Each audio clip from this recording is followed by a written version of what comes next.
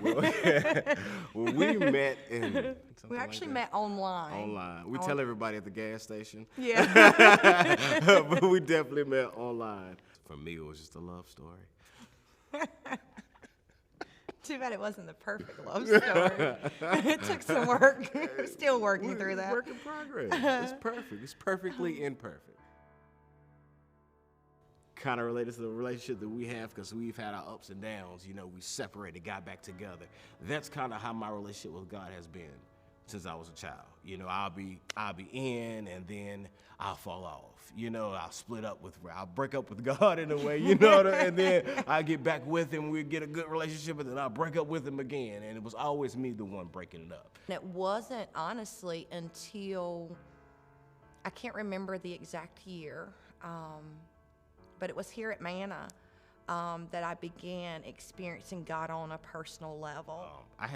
Like I said, I've been around drugs all my life. You know, I think I'm 38 now. I've done drugs the majority of my life. When we got together, I was not using. Then I started dibbling and dabbling, sneaking and geeking, as I like to call it. Yeah, you know, I was dibbling and dabbling here and there, kind of hiding from her.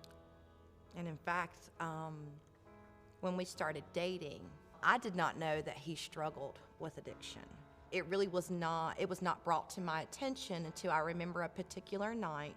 Tommy had to run to a friend's house. And I remember the next day he had an interview set up for what we considered a good job. So the night before the interview, he went to his friend's house. And something just didn't settle in my spirit. And then I am a little, stubborn. So I was like, not today. He is not going to miss this interview tomorrow. So I said, send me your address. I'm coming to get him. He's not staying at your house. He has a home to come to. Thank God. Tommy had overdosed. And I had to perform CPR on him until the ambulance got there.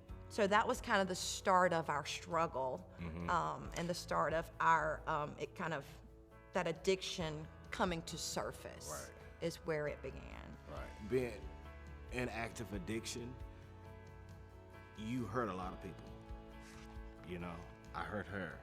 I hurt my mom. I hurt people who loved me. I remember night after night, like just praying to God. You know, being high, didn't want to be. You know, you literally walk to the dope man's house and knock on the door and you're thinking, why am I doing this? The entire time, why am I doing this? I have always knew that I struggled with anger. But of course, through this situation, it became stronger and more apparent. But it was amazing how God used the circumstances, although he was dealing with one thing, but to reveal to me the things that I was struggling with, and one being anger and having a spirit of control. And God said, let him go. But for a long time, I never thought that our relationship being restored was possible, because I agree. And again, this is going back to my feelings. You know, I was really angry, I was bitter, and I wasn't willing to forgive him. I think it depends on the day you ask me, the time frame that you ask me. I mean, because it was days that I could tell you no. And to be transparent, I actually wrote a letter. Like, I was thinking of ways to actually take my own life. It got to that point. So, no, I didn't think that I was going to see this, you know. And then when I did get out of that state of mind, I still didn't think so, because I thought I had caused too much damage. You know, I know we loved each other, but I thought it was going to be try to put a piece of the puzzle that doesn't match. And then the way that he restored it, oh my goodness. We set a date while he was in the program, and he got out of the program and came back home. We set a date to get married, and of course that was April the 16th, 2020.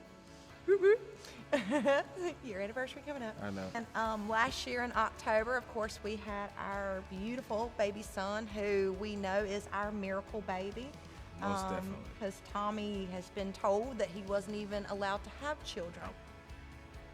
God not only restored our relationship, but he restored it back to a point that it was even better than what we had imagined that it was before. But I think that took us completely as individuals submitting to God and his will in our life. Now, for me, and I will be manna all my life because manna was my therapy. Small groups was my therapy. Like, and it helped us so much because we talk. We go to that small group and talk, and then we come back and we talk. It builds us in so many ways, and you have so many people praying for you. When I come here on Sundays and I see the people that I know that genuinely pray for me, genuinely love me enough to pray for me, and they knew what I went through, and they didn't, Or even didn't know. and Just they knew that you were struggling with something. and they prayed for you. They didn't look down on you. They didn't look down their nose. They didn't judge me. It was actually the total opposite. It was like, well, hey, about time you showed up. I've been waiting on you. And that feeling is truly overwhelming. That's why I come every Sunday and I praise to the max, because I'm able to see what he brought me from. I'm able to see the promises that he made me are real. By you being able to forgive, it has made this journey so much easier. I think. And with you being honest and open and vulnerable, it's made it easier. so we both have had to put in work. And again, it's not something that was an epiphany overnight per se.